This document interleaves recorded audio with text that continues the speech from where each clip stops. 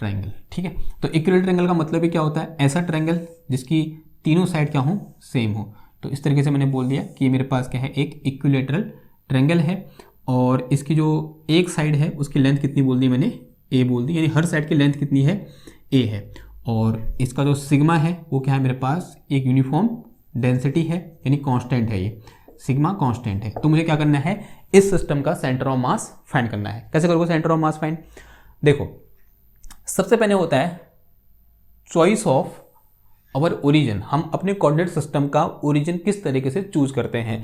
तो मैंने अज्यूम कर लिया कि मेरा जो सिस्टम है उसका जो कोऑर्डिनेट सिस्टम है उसका ओरिजिन यहाँ लाई कर रहा है, यानी यहाँ पर। अगर यहाँ से मैं क्या खींचूँ, एक नॉर्मल खींचूँ यूँ करके यहाँ पर इस तरीके से, तो this is centre of mass of our system and this one is my x axis and this one is my y axis. एक चीज़ और मैं यहाँ पर अज्यूम कर रहा हूँ कि इसकी जो हाइट है, जो मेरे पास ट्रायंगल है, इसकी कुछ ना कुछ हाइट होगी। लेट अस से height of this triangle is h। इसकी हाइट मैंने कितनी बोल दी है, h बोल दी है। अब एक चीज़ देखो, ध्यान देने वाली बात क्या है यहाँ पर, अगर मैं जैसे मैंने इधर किया था, ये मेरे पास क्या है इस तरीके से राइट एंगल ट्रायंगल है यूँ करके, और इसे मैंने क्या बोला है वाई एक्सिस और इसे मैंने क्या बोला है एक्स एक्सिस। अगर मैं क्या करूँ, इस ट्रायंगल को ऐसे करके स्ट्रिप में डिवाइड करूँ, करो डिवाइड फटाफट, ऐसे कर सकता हूँ मैं। ऐसे क्या कर दिया मैंने, ये अलग अलग यहाँ पर रॉड बना दी और हर रॉड की जो डेंसिटी होगी वो क्या होगी, यूनिफॉर्म होगी या कांस्टेंट होगी। अब इस रॉड का सेंटर ऑफ मास कहाँ लाई करेगा, इधर पर। इसका कहाँ लाई करेगा, इधर पर। इसका इधर पे, इसका इधर पे, इसका इधर पे, इसका इधर पे, इसका इधर पे, इसका इधर पे, इसका इधर पे, इसका इधर पे, इसका इधर पे। ये बात समझ में आई आपको, ठीक है। तो हर रॉड का सेंटर ऑफ मास कहाँ लाई कर रहा है, इस वाई एक्सिस के अलोंग लाई कर रहा है। इसका मतलब एक बात तो क्लियर हो जाती है कि एक्स एक्सिस के अलोंग सेंटर ऑफ मास का कोऑर्डिनेट कितना होगा, 0 होगा, नहीं होगा।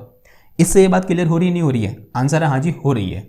ठीक है, कि एक्स एक्सिस के अलोंग जो सेंटर ऑफ मास का कोऑर्डिनेट होगा वो कितना होगा, 0 होगा। तो सेंटर ऑफ मास जहां कहीं भी लाई करेगा वो वाई एक्सिस के अलोंग ही लाई करेगा और इधर उधर लाइन नहीं करेगा। यहाँ भी लाइन नहीं कर सकता, यहाँ भी लाइन नहीं कर सकता, यहाँ भी नहीं, यहाँ भी नहीं, यहाँ भी नहीं। वो करेगा तो यहाँ या तो यहाँ होगा, यहाँ होगा, या यहाँ होगा, या यहाँ होगा, या यहाँ होगा, या यहाँ होगा, या यहाँ होगा। यानी वाई एक्सिस के अलोंग ही होगा। एक्स एक्सिस के अलोंग सेंटर ऑफ मास का कोऑर्डिनेट कितना हो जाएगा, 0 हो जाएगा। एक चीज़ तुमको पहले बता देगी कि this axiom will be equal to 0। ठीक है, ये बात चली, ये कहाँ से ली, इस डायग्राम से, बाई विजुलाइजेशन, विजुलाइज करने से। ओके ना, अब बात कैसे करेंगे हम, वाई कोऑर्डिनेट की बात करेंगे सिर्फ और सिर्फ। वाई कोऑर्डिनेट निकल जाएगा तो एक्स कोऑर्डिनेट पहले से निकला है, वाई कोऑर्डिनेट निकल जाएगा तो हम क्या निकाल देंगे, उसका पोजीशन वेक्टर फाइंड कर लेंगे। ओके, देखो वाई कोऑर्डिनेट निकालने के लिए अज्यूम करो कि मैंने क्या क्या अज्यूम कर ली, यहाँ पर एक पतली सी स्ट्रिप अज्यूम कर ली। This is my strip at a distance y from its center. तो this is my center, this is 0,0 और यहाँ से मैंने y डिस्टेंस पर एक पतली सी स्ट्रिप अज्यूम कर ली and thickness of this strip is equal to dy and length of this strip is equal to x। ये जो लेंथ है यहाँ से यहाँ तक उसको मैंने कितना बोल दिया, x बोल दिया। ये बात समझ में आ रही है आपको, this length of this strip is equal to x। कितनी है ये, x है और उसकी थिकनेस है वो कितनी है मेरे पास, dy है। ओके, अब मुझे क्या निकालना है, तो इस स्ट्रिप का सेंटर ऑफ मास एक्स के अलोंग, तो मुझे पता है कहाँ पर लाई कर रहा है, इधर पर लाई कर रहा है। यानी एक्स के अलोंग इसका कोऑर्डिनेट कितना हो जाएगा, 0 हो जाएगा। और वाई एक्सिस के अलोंग इसका कोऑर्डिनेट कितना होगा, ये मुझे क्या करना है, फाइंड करना है। तो y centre of mass will be equal to कितना हो जाएगा, देखो दिस इज इंटीग्रेशन, इस स्ट्रिप का जो मैंने स्ट्रिप अज्यूम कर रखी है इसका पोजिशन वेक्टर, देखो क्या है मेरे पास, वाई वेक्टर। वाई वेक्टर का लिखता हूँ y into Y cap, because यहाँ से कितनी डिस्टेंस पर है ये, वाई डिस्टेंस, तो वाई इंटू वाई कैप आ जाएगा। फिर इंटू कितना आ जाएगा, सिग्मा, और फिर इंटू क्या है, डी ए। डी ए का मतलब इस स्ट्रिप का area and area of this strip will be equal to कितना हो जाएगा, लेंथ इंटू बिर्थ, यानी x into d x, sorry x into क्या आ जाएगा, डी वाई आ जाएगा। सिमिलर नीचे भी कितना आएगा, this is sigma x into D y. ये बात समझ में आ रही है आपको। Okay, now sigma is constant, बाहर आएगा कट जाएगा, तो बचा क्या मेरे पास, जो मेरे पास बचा this is y x d y और दिस इज वाई कैप, और नीचे कितना बच गया, this is x into D y, ऐसा कुछ बचा। अब देखो ये मेरे पास x है, यहाँ भी x है, मुझे क्या करना पड़ेगा, या तो y को x के टर्म में लिख दो या फिर x को, सॉरी या तो dy को, यहाँ पर सिंपल सा, या तो x को y के टर्म में या फिर y को x के टर्म में लिखना पड़ेगा। यानी इन दोनों के कुछ रिलेशन मुझे क्या करना है, फाइंड करना है। अब कैसे फाइंड करेंगे, अब थोड़ा बहुत यहाँ पर सोचने वाली बात है कि किस तरीके से हम यहाँ पर रिलेशन फाइंड कर सकते हैं। देखो एक तो वो तरीका है जो हमने पीछे किया था, कि कैसे किया हमने, इनमें से किसी भी एक लाइन की इक्वेशन निकाल दी। जैसे इसके कोऑर्डिनेट क्या हो जाएंगे, b/2 कॉमा 0, क्योंकि ये इसको हाफ डिवाइड करेगा, बाइसेक्ट करेगा। और इससे कोऑर्डिनेट क्या हो जाएंगे, अगेन माइनस b/2 कॉमा 0, और इससे कोऑर्डिनेट क्या हो जाएंगे, देखो ये मेरे पास कितना है 0 है, और ऊपर कितना है ये h है, तो कितना आ जाएगा 0, h आ जाएगा। एक तो मैं इस लाइन की इक्वेशन निकाल सकता हूँ, और एक चीज़ मैं और कर सकता हूँ यहाँ पर, अगर आप थोड़ा सा गौर से देखो, इस चीज़ को देखो, किसको, एक इसको, फिर यहाँ से ऐसे, फिर ऐसे, ये जो चीज़ है ना यहाँ पर ये वाली, इस चीज़ को मैंने यहाँ से उठाया और यहाँ पर रखा, और यहाँ पर एक इस तरीके से ये लाइन है, और ये डिस्टेंस कितनी है यहाँ से यहाँ तक, y है, और अगर ये y है, ये पूरा h है, तो ये कितना बच जाएगा मेरे पास, this is h minus Y. ऐसे कुछ आया नहीं आया, ठीक है, आंसर हाँ जी आया। और ये कितना है यहाँ से यहाँ तक, दिस वन इज b/2, ये कितना है b/2।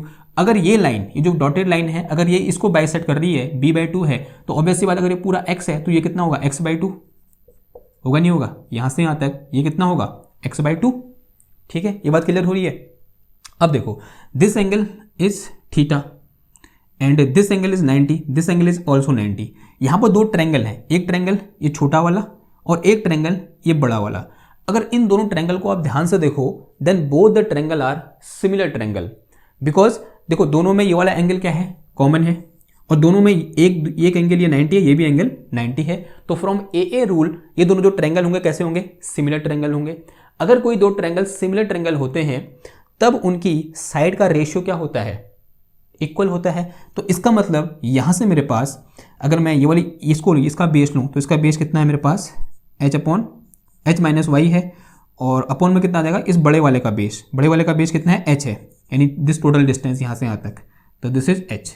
तो h and this will be equal to, अगर ये मेरे पास नॉर्मल है, इसका नॉर्मल कितना है छोटे वाले का, x/2 है, और बड़े वाले का नॉर्मल कितना है, b/2 है। 2 से 2 कैंसिल हो जाएगा यहाँ से, तो यहाँ से मेरे पास x इक्वल टू कितना आ गया, x इक्वल टू आ गया b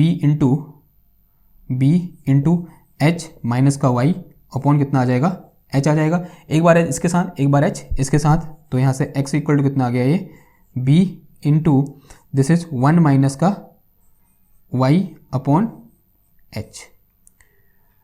x इक्वल टू कितना आ गया, b इंटू 1 माइनस का y अपॉन h। तो this is my relation between x and y। तो x और y के बीच क्या आया, इस तरीके का रिलेशन निकल के आया। एक चीज आप और कर सकते हो, आप इस लाइन की इक्वेशन निकाल सकते हो। तो इस लाइन की इक्वेशन निकालने पर भी आपको x और y के बीच इसी टाइप का रिलेशन देखने को मिलेगा। हाँ, हो सकता है यहाँ पर वो कांस्टेंट क्या हो जाए, थोड़ा बहुत चेंज हो जाए, लेकिन उससे हमारे आंसर में कोई फर्क नहीं पड़ेगा। तो एक काम करो, इस x की वैल्यू को यहाँ से उठाओ और इधर पुट कर दो।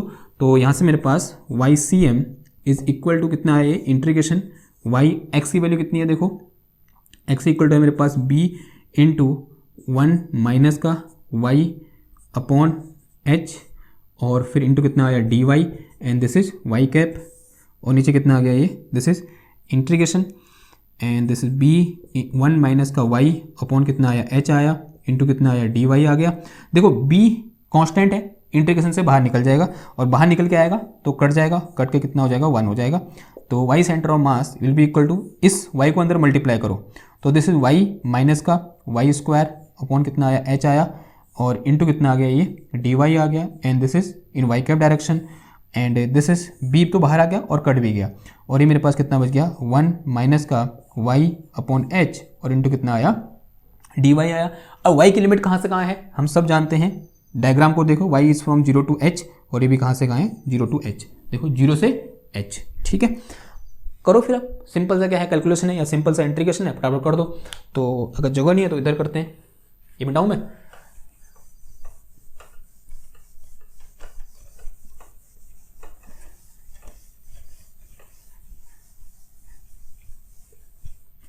देखो क्या आ जाएगा यहाँ से, YCM इज इक्वल टू, इसका करोगे तो कितना हो जाएगा, this is y square by 2 हो जाएगा, y स्क्वायर बाई 2 हो जाएगा, फिर माइनस का क्या आ जाएगा, ये y की पावर 3 डिवाइडेड बाई 3h आएगा, नहीं आएगा, आंसर हाँ जी आएगा। And the limit is from 0 to क्या आ जाएगा, h आ जाएगा, और फिर डिवाइड में कितना आ जाएगा, देखो 1 है, 1 का कितना हो जाएगा, y हो जाएगा, फिर माइनस कितना आ जाएगा, ये y स्क्वायर अपॉन कितना आ जाएगा, ये ट्वाइस ऑफ h आ जाएगा, and this limit is from 0 to कितनी आ जाएगी, h आ जाएगी। पहले अपर लिमिट फिर लोअर लिमिट, लोअर लिमिट तो 0 है, रखने का कोई फायदा है नहीं, 0 हो जाएगा क्योंकि सब जगह y है, तो कितना आ जाएगा ये, this is H square upon कितना आया 2 आया, माइनस एच की पावर 3 डिवाइड में कितना आ गया ये थ्राइस ऑफ एच आ गया, और अपॉन कितना है देखो फिर यहाँ पर दिस इज एच, फिर माइनस कितना आ गया ये एच स्क्वायर डिवाइडेड बाय कितना आ जाएगा ये ट्वाइस ऑफ एच आ गया। देखो इस एच से ये 2 बार कैंसिल हो जाएगा, इस एच से ये 1 बार कैंसिल हो जाएगा, तो ये मेरे पास कितना आ गया, और इसको थोड़ा बहुत सॉल्व करो, यहाँ से एच स्क्वायर बाहर आया, अंदर कितना बचा 1/2, माइनस का कितना आया ये 1/3 आया, और यहाँ से h बाहर आ गया और अंदर कितना बच गया ये 1 माइनस का 1/2 बच गया। देखो इस एक ऐसे ये h क्या हो जाएगा मेरा कैंसिल हो जाएगा, तो यहाँ से मेरे पास y centre of mass will be equal to, इसे सॉल्व करो तो 3 में से 2 गया, कितना बच्चा भाई 1, तो दिस इज h इंटू 3 एकम 3 2 एकम 2, तो 3 में से 2 गया, कितना आया 1/6 बचा ऊपर, इसको सॉल्व करके 1/6 बचेगा, और नीचे वाले को सॉल्व करके कितना बचेगा ये 1/2, इससे 3 बार कैंसिल हो जाएगा, and direction will be Y X cap, sorry Y cap, direction लिखना भूल गया मैं, सब जगह वाई कैप लिख दो ऐसे करके वाई कैप, और यहाँ से ब्रैकेट लगा के वाई कैप, तो this will be equal to h/3 Y cap, और जो मेरे पास एक्स सी एम है वो तो मैंने पहले ही क्या कर रखा है, मैंने विजुलाइज करके जरूर लिख रखा है, तो यहाँ से मेरे पास सेंटर ऑफ मास के कोऑर्डिनेट क्या हो जाएंगे, दिस इज 0, h/3, यानी जो मेरा सेंटर ऑफ मास होगा इस राइट एंगल ट्रायंगल का यहाँ पर से h/3 डिस्टेंस पर क्या करेगा, लाई करेगा। अगर कभी कभी ये पूछ दिया जाएगा कि इसके यहाँ से कितने नीचे हमारा सेंटर ऑफ मास लाई करेगा, तो अगर मैं यहाँ से नीचे की ओर आऊँगा तो क्या हो जाएगा, ऊपर से अगर नीचे की ओर आऊँगा तो कितना आ जाएगा ये h माइनस का h/3, तो this is equal to 2h/3, तो ऊपर से अगर मैं नीचे की ओर देखूंगा तो यहाँ से 2h/3 नीचे सेंटर ऑफ मास लाई करेगा, और यहाँ से h/3 हाइट पर क्या करेगा, सेंटर ऑफ मास लाई करेगा। ठीक है, ये बात समझ में आ रही है। अगर इतनी बात समझ में आई तो ये क्या होगा, हमारा आंसर हो गया। अब बढ़ते हैं हमारे नेक्स्ट क्वेश्चन की ओर, एंड दैट इज अबाउट कोन, कि हमारे पास क्या है, कोई एक सॉलिड कोन है और उस कोन का हमें सेंटर ऑफ मास क्या करना है, फाइंड करना है। तब तक क्या करो, इसे नोट करो, मैं आगे बढ़ता हूँ। ठीक,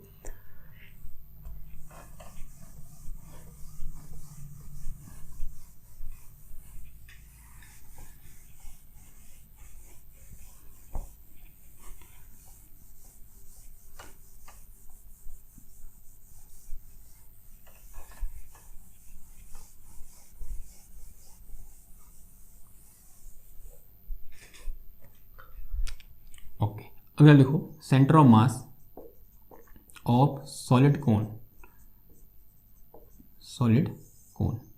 ओके। कोन कैसा होता है, जो बर्थडे की टोपी होती है उस तरीके का, लेकिन अंदर क्या है, सॉलिड है, वो अंदर से खोखला होता है, लेकिन हमारा जो कोन है वो क्या है, सॉलिड है।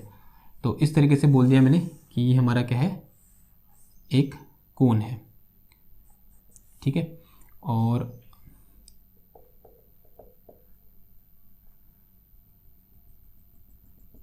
अज्यूमिंग दैट ये मेरे पास क्या है, इसका सेंटर है, इसे मैंने क्या बोल दिया, एक्स एक्सेस, और इसे मैंने क्या बोल दिया, वाई एक्सेस। ठीक है, and this is angle, this angle is let us से थीटा, और इसकी जो हाइट बोल दी मैंने वो कितनी बोल दी, एच बोल दी, स्मॉल एच बोलो, कैपिटल एच बोलो, क्या बोल दो, कैपिटल एच क्या होगी, इसकी हाइट होगी। तो मुझे बताना है यहाँ से कितनी हाइट पर हमारा सेंटर ऑफ मास क्या कर रहा होगा, लाई कर रहा होगा। देखो कैसे निकालोगे, एक चीज़ थोड़ा और इसको भी विजुलाइज करो थोड़ा बहुत, क्या कर देंगे हम ऐसे करके, ऐसे सोचो, ओके सॉरी, ये मेरे पास कोन है, इस तरीके से उल्टा करके ये कोन बना रखा है मैंने। देखो जैसे मैंने ट्रायंगल को डिवाइड किया था, तो ट्रायंगल को कैसे डिवाइड किया था मैंने, इस तरीके से छोटे छोटे स्ट्रिप में डिवाइड किया था। तो अगर मैं इस कोन को डिवाइड करूंगा तो किस में डिवाइड करूंगा, छोटे छोटे डिस्क में डिवाइड करूंगा, 1 डिस्क 2 डिस्क 3 4 5 6 7 8, इस तरीके से मैंने डिस्क में डिवाइड कर दिया। और अगर मैं ये बोल रहा हूँ कि इस पूरे कोन की जो डेंसिटी है वो रो है, और जो रो जो है वो यूनिफॉर्म है, इसका मतलब जो यहाँ पर हर मेरे पास डिस्क निकल के आएगी, हर डिस्क का जो मास होगा या बोलते हैं डेंसिटी होगी, वो भी कैसी होगी, यूनिफॉर्म होगी। और हमने कल पढ़ा हुआ है, अगर मेरे पास कोई यूनिफॉर्म डिस्क है तो उस यूनिफॉर्म डिस्क का जो सेंटर ऑफ मास होता है कहाँ लाई करता है, उसके सेंटर पर लाई करता है। तो जो मेरे पास इसका सेंटर ऑफ मास होगा कहाँ पर होगा, इधर पर होगा। ये नीचे वाले का भी सेंटर ऑफ मास यहाँ पर होगा, इसका भी सेंटर ऑफ मास यहाँ पर होगा, इसका भी सेंटर ऑफ मास यहाँ पर होगा, इसका भी सेंटर ऑफ मास यहाँ पर होगा। ये बीच में गैप नहीं है, हाँ, अब मेरे को थोड़ा बहुत दिखाना पड़ रहा है, ये बीच में गैप नहीं होगा। ठीक है, तो इन सब का सेंटर ऑफ मास कहाँ लाई कर रहा है, इसके सेंटर पर लाई कर रहा है। तो यहाँ से एक बात और क्लियर हो रही है, जैसे पीछे ट्रायंगल वाले केस में हुई कि एक्स एक्सेस के अलोंग इसका सेंटर ऑफ मास तो लाई करने वाला नहीं है, या बोल सकते हैं X coordinate of centre of mass of this cone will be equal to 0।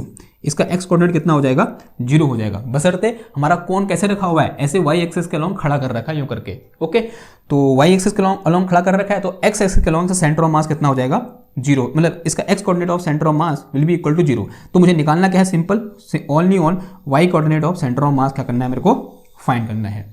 तो क्या करूं मैं, देखो यहाँ पर एक छोटी सी डिस्क अज्यूम कर लो, यहाँ से मान लिया y डिस्टेंस पर, यहाँ से y हाइट पर मैंने क्या कर ली, इस तरीके से एक छोटी सी डिस्क अज्यूम कर ली। लेट अस से द लेंथ ऑफ, या बोलते हैं radius of this disc is r and thickness of this disc is equal to dy। ये जो मेरे पास थिकनेस है उसको मैंने कितना बोल दिया, dy बोल दिया। This thickness is equal to dy, और यहाँ से इसकी जो मेरे पास डिस्टेंस है वो कितनी बोल दी मैंने, y बोल दी। तो दिस सेपरेशन, या बोलते हैं this distance from this disc to this origin is equal to y। कितना है मेरे पास, y है। ओके, ये बात समझ में आई। तो अगर मैं यहां से क्या निकालूं, अब y coordinate of centre of mass निकालूं, then this will be equal to integration, क्या आ जाएगा ये y वेक्टर, क्योंकि इसका सेंटर ऑफ मास कहाँ है, इसके सेंटर पर है, जिसके पोजीशन वेक्टर कितना है मेरे पास, y है, तो y वेक्टर आ जाएगा। फिर इंटू कितना आ जाएगा, इंटू रो इसकी डेंसिटी, इंटू इस डिस्क का वॉल्यूम, ठीक है, बिकॉज डेंसिटी है, ठीक है, पूरा चल रहा है, डेंसिटी में चल रहा है, तो इसका पूरा वॉल्यूम, इसका वॉल्यूम कितना हो जाएगा बताओ, इसका वॉल्यूम हो जाएगा इसका surface area multiply by thickness, sorry surface area नहीं, इसका area multiply by thickness. Area कितना है इसका, पाई आर स्क्वायर, ठीक है। यहाँ पूछते हैं, हाँ, इसके सरफेस का एरिया, ऊपर वाला जो सरफेस है इसका एरिया, ये वृत्ताकार होगा, यहाँ पूछते हैं सर्कुलर होगा, सर्कल का एरिया क्या होता है, पाई आर स्क्वायर, और इंटू कितना आ जाएगा इसकी थिकनेस, और कितना आ जाएगा ये dy। तो this will be the volume of this disc, जो डिस्क मैंने यहाँ पर अज्यूम कर रखी है, इसका वॉल्यूम कितना हो जाएगा, इतना हो जाएगा, ठीक है। और फिर डिवाइड में कितना आ जाएगा, डिवाइड में आ गया मेरे पास कितना, this is rho pi R square, और इंटू कितना आ गया, इंटू कितना आया, dy आया, ठीक है, रो pi R square into dy। देखो रो कांस्टेंट है, पाई कांस्टेंट है, बाहर आ जाएगा, तो यहाँ से मेरे पास YCM इज इक्वल टू रो पाई बाहर आ गया, और अंदर कितना बच गया, दिस इज y वेक्टर है, तो y इंटू वाई कैप लिख सकता हूँ इसको मैं, तो y आर स्क्वायर, और इंटू कितना है ये dy आ गया, और यहाँ मेरे पास कितना आ जाएगा, y कैप आ जाएगा, एंड दिस इज इंटीग्रेशन, और नीचे से भी जो मेरे पास रो पाई कॉमन आ जाएगा, सॉरी बाहर आ जाएगा इंटीग्रेशन से, अंदर कितना बच गया, आर स्क्वायर इंटू dy। अब यहाँ पर इंटीग्रेशन में थोड़ा सा आपको क्या हो रहा होगा, अनकंफर्टेबल फील हो रहा होगा, क्यों, क्योंकि यहाँ पर ये r भाई साहब आ गए, तो इस r को मुझे क्या करना है, जैसे तैसे करके रिमूव करना है। कैसे रिमूव करोगे, देखो ऐसा ही हम पिछले वाले क्वेश्चन में कर चुके हैं। एक बार ध्यान से देखो इस चीज़ को, इसको लो, जो मेरे पास इसकी मैं रेडियस कितनी बोल रहा हूँ, a बोल रहा हूँ, या फिर r बोल दो, या फिर कैपिटल R बोल दो, ठीक है, दिस कैपिटल R, या बोलते a बोल दो, this a is the radius of our cone. अगर मैं इसको लो, ये इस चीज़ को लो, इतना मैंने यहाँ से उठाया, ये a है और ऐसे कुछ है, दिस एंगल इज थीटा, और यहाँ कहीं पर ये मेरे पास क्या है, r है, देखो है या नहीं है, ये मेरे पास क्या है, r है, और ये मेरे पास कितना है, यहाँ से यहाँ तक ये मेरे पास y है, ये पूरा कितना है मेरा यहाँ से यहाँ तक, दिस इज h है या नहीं है, ये h है, तो ये मेरे पास ये कितना बचा, अगर ये y है और ये पूरा h है, ठीक है, तो ये निकालने की जरूरत ही नहीं है। देखो ये ट्रायंगल है एक, ये दो ट्रायंगल है, एक ट्रायंगल है छोटा वाला है, एक ट्रायंगल ये बड़ा वाला है, ये दोनों ट्रायंगल क्या है, सिमिलर ट्रायंगल है। ऐसा मैं क्यों बोल रहा हूँ, क्योंकि ये दोनों, ये एंगल इन दोनों में कॉमन है, दूसरे में ये 90 है और ये भी कितना है, 90 है। अगर दोनों में, अगर किसी दो ट्रायंगल के दो एंगल क्या होते हैं, सेम होते हैं, तो वो दोनों ट्रायंगल क्या होते हैं, सिमिलर होते हैं। और सिमिलर ट्रायंगल में जो साइड का रेशियो होता है वो क्या रहता है, कांस्टेंट रहता है। तो अगर मैं साइड का रेशियो निकालूं, अगर मैं इस छोटे वाले ट्रायंगल का बेस लूं, कितना है मेरे पास, y है, बड़े वाले ट्रायंगल का बेस कितना है, h है, दिस इज इक्वल टू बड़े वाले ट्रायंगल का छोटे वाले ट्रायंगल की रेडियस कितनी है, मतलब ये कितना है, परपेंडिकुलर कितना है, r है, और बड़े वाले ट्रायंगल का परपेंडिकुलर कितना है, क्या a के बराबर है, a है ना, हाँ a है, तो यहाँ से r इक्वल टू कितना आ गया मेरे पास, a upon h into r, sorry into y। तो this is relation between y and h, तो y और h के बीच क्या आ गया, इस तरीके से रिलेशन आ गया। तो जहाँ जहाँ r है वहाँ क्या लिख सकता हूँ मैं, a h अपॉन y लिख सकता हूँ, तो रख दो और ये कैंसिल हो जाएगा, ठीक है।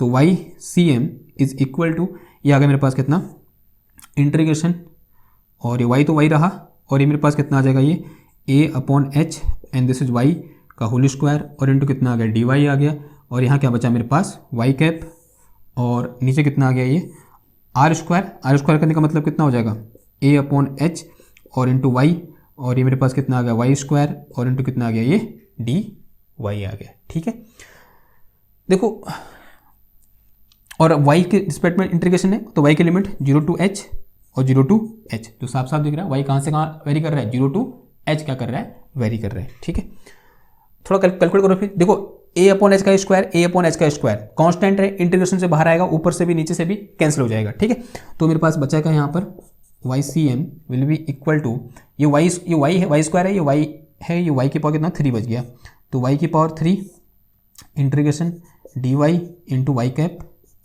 And limit is from 0 to h, और अपॉन में कितना आ गया ये दिस इज ये मैंने क्या अच्छा ये h लिमिट का है ना, तो ये मेरे पास कितना आ गया Y square, this is Y square into D Y limit from 0 to h and this will be equal to ये क्या हो जाएगा दिस इज वाई की पावर 4 अपॉन कितना आया ये 4 आया, y की पावर 4 अपॉन 4 limit is from 0 to h, फिर अपॉन में कितना आ गया ये y की पावर 3 डिवाइड में कितना आ गया 3i limit from 0 to h, तो this will be equal to 3/4, this will be equal to 3/4 and upper limit put करा तो h की पावर 4 डिवाइड में कितना आ गया h की पावर 3, इससे ये कैंसिल हो जाएगा तो कितना आ जाएगा ये 3h upon 4, direction will B y cap, इधर भी लिखना इधर भी लिखना y कैप। ठीक है, तो यहाँ से इसके सेंटर से 3h/4 डिस्टेंस पर मुझे क्या देखने को मिलेगा, इस कोण का सेंटर ऑफ मास देखने को मिलेगा। अगर वहीं मैं ऊपर से देखूंगा, अगर मैं यहाँ से देखूंगा तो क्या होगा बताओ, तो उसके लिए मुझे क्या करना पड़ेगा h माइनस 3h/4, तो this will be equal to h/4। अगर मैं यहाँ से देखूंगा तो कितना नीचे h/4 नीचे, और यहाँ से अगर मैं देखूंगा तो 3h/4 हाइट पर मुझे सेंटर ऑफ मास देखने को मिलेगा। कहाँ से, जब मैं इस पॉइंट से अगर ऊपर की ओर देखता हूँ, अगर मैं इसके बेस से नीचे की ओर देखता हूँ तो मेरे पास कहाँ पर कितनी गहराई पर h/4 नीचे की ओर। ठीक है, सेंटर ऑफ मास देखने को मिलेगा। अगर मैं इसको एप्लेक्स बोलते हैं, क्या बोलते हैं, अगर मैं एप्लेक्स से ऊपर की ओर देखूंगा तो इतनी हाइट पर मुझे सेंटर ऑफ मास देखने को मिलेगा। ठीक है, और एक्स कोऑर्डिनेट तो कितना होगा 0 होगा, जो हम पहले क्या कर चुके हैं देख चुके हैं। ठीक है, ये बात समझ में आई। ओके, अगर ये बात समझ में आई तो क्या करते हैं, आप आगे को बढ़ते हैं और एक क्वेश्चन और बचा है हमारा, एंड दैट इज अबाउट कि अगर मेरे पास कोई एक ऑब्जेक्ट है और उस ऑब्जेक्ट में से अगर मैं क्या करता हूँ कुछ चीज़ बाहर निकाल देता हूँ या कुछ मास बाहर निकाल देता हूँ, तब उसका सेंटर ऑफ मास किस तरह से शिफ्ट होगा, ये मुझे क्या करना है फाइंड करना है। देखो एक अच्छा क्वेश्चन आता है, ये वाला क्वेश्चन, ये भी आएगा, ऐसा वाला भी आता है और ये भी आता है। देखो मान लिया हमारे पास इस तरीके से एक स्फीयर है, स्टैंडर्ड क्वेश्चन है, आपको हर बुक में देखने को मिलेगा। तो ये मेरे पास क्या है, एक स्फीयर है, अज्यूम करो इस स्फीयर की जो रेडियस है वो कितनी है a है।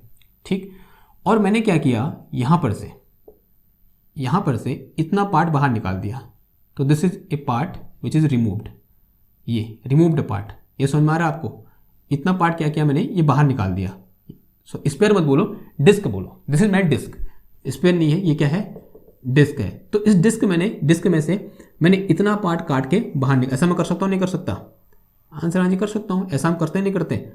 ओके, मान लिया मेरे पास क्या था, एक गोल रोटी थी, उस गोल रोटी में से मैंने इतनी रोटी खा दी, अब जो बची हुई रोटी है उसका सेंटर ऑफ मास कहाँ होगा, ये मुझे क्या करना है फाइंड करना है।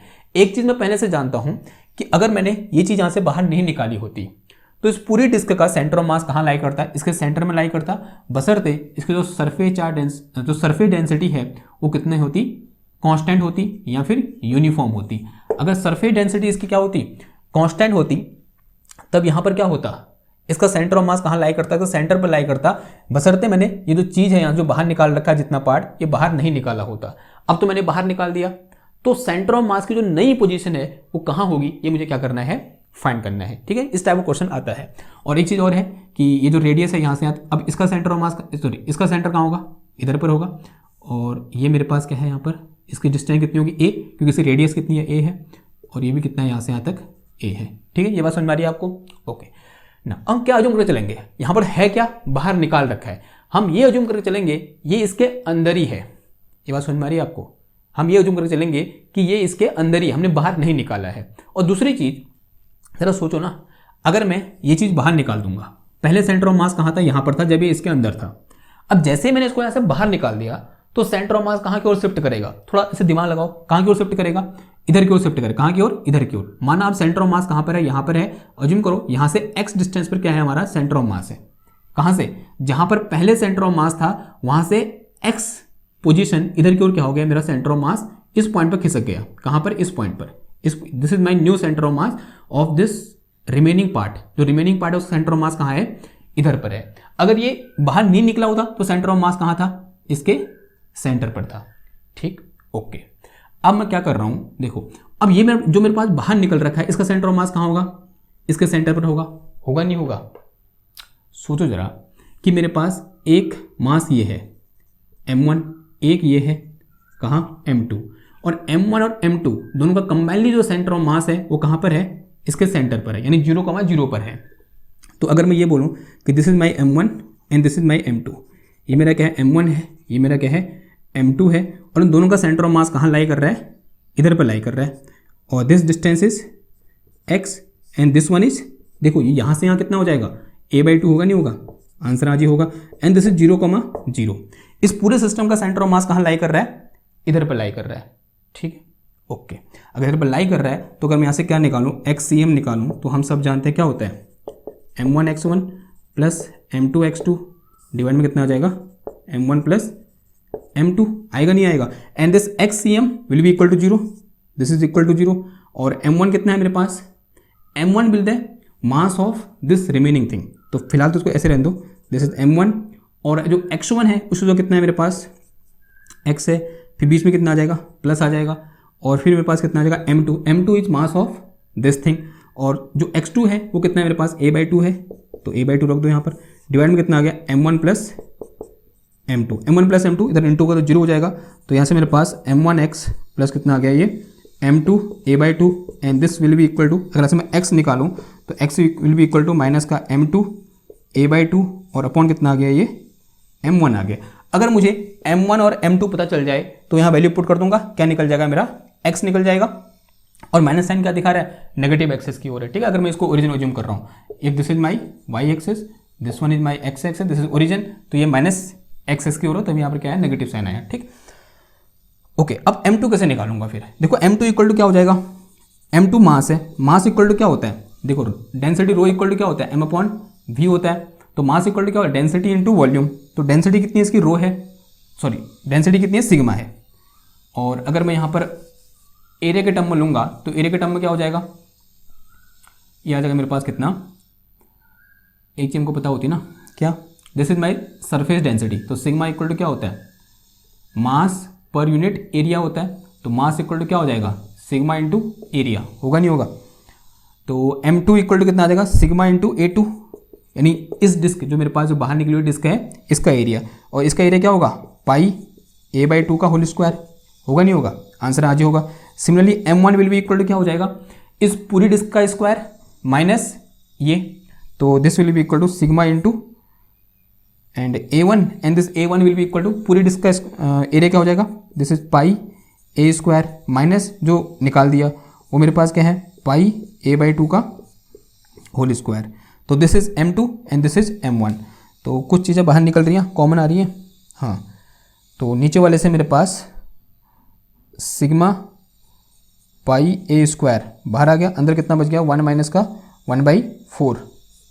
ठीक है, तो उठा के वैल्यू इधर पुट कर दो। तो यहाँ से मेरे पास x इक्वल टू कितना आ गया, माइनस का, this is sigma pi a/2 का होल स्क्वायर, और इंटू यहाँ पर कितना है, a/2 है, और डिवाइड में कितना आ गया, ये सिग्मा पाई a², और 4 कम 4 और 3, 4 में से 1 गया 3, तो 3 बाई कितना आ गया, ये 4 आ गया। ठीक है, देखो सिग्मा पाई से सिग्मा पाई कैंसिल हो गया, पाई a² से एक a² यहाँ कैंसिल हो जाएगा। यहाँ क्या बचेगा मेरे पास, सिर्फ और सिर्फ 1/4। तो 1/4 से ये 1/4 भी क्या हो गया, कैंसिल हो गया, पूरा कैंसिल हो गया। तो और ये मेरे पास कितना बच गया, a/6। तो यहाँ से x इक्वल टू कितना आ गया, ये माइनस का a/6 आ गया, और direction will be x cap, तो माइनस यहाँ बोल सकते हैं x equal to this thing. यानी जो मेरे पास इस नया जो मेरे पास बचा रिमेनिंग पार्ट है उसका सेंटर ऑफ मास कहाँ लाई करेगा, x इक्वल टू माइनस का a/6 एक्स कैप में क्या करेगा, लाई करेगा। ठीक, तो this is one important question, अच्छा क्वेश्चन था ये। ठीक है, आई होप आपको समझ में आया होगा। ठीक, तो this is all about today lecture. I think 1 घंटे, मतलब 1 घंटे का हो ही क्या होगा, 50 से ऊपर तो हो ही क्या होगा, लेकिन एक काम करेंगे, इसको 2 पार्ट में डाल देंगे। ठीक है, 3 करके आई थिंक 6 क्वेश्चन हुए ना आज। ठीक, तो ये हमने क्या कर दिया, कम से कम 10 से 12 क्वेश्चन कर दिए किससे रिलेटेड, सेंटर ऑफ मास से रिलेटेड, क्योंकि 5 क्वेश्चन पीछे भी कर रखे हैं हमने, 5 से ज़्यादा कर रखे हैं शायद। ठीक है, तो 10-12 क्वेश्चन हो गए हैं। तो आई होप आपको सेंटर ऑफ मास में अब तो कोई दिक्कत नहीं होने वाली, क्योंकि सेंटर ऑफ मास में इतने सारे क्वेश्चन, ये अपने आप में क्या होती है, एक बड़ी बात होती है। और अगर आपने इतने क्वेश्चन कर लिए सेंटर ऑफ मास में ना, तो फिर आपको कोई नहीं रोक सकता कोई भी क्वेश्चन करने से। ठीक है, और आई होप आपको ये चीज़ पसंद आया होगा। अगर आपको ऐसा लगा है कि ये चीज़ वैल्यूएबल है और लोगों को पता चलनी चाहिए, तो क्या करो, इसको लाइक करो, शेयर करो, सब्सक्राइब करो। मैं मिलता हूँ आपसे नेक्स्ट क्लास में एक और नई टॉपिक के साथ। तब तक थैंक यू, धन्यवाद।